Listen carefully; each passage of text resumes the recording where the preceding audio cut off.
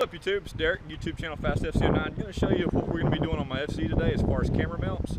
We're running two GoPro Hero 3 whites, base model entry-level GoPro, but it works for us. Shooting at 720/60, and we're going to be running one camera right here in the front. Actually, the camera I'm going to be holding is going to be mounted right there above the headlight, facing forward. And then another mount that we like to run is the rear mount that's hanging off the back peg. Again, this is another Hero 3 white. That's Andy's camera actually, but we got that mounted up, and a really cool view because it captures, you know, we got the back door on the back, the skeleton back door, and it captures the exhaust node, and it just gives you a good angle from the rear with the swing arm and the tire, and you can kind of see the suspension working.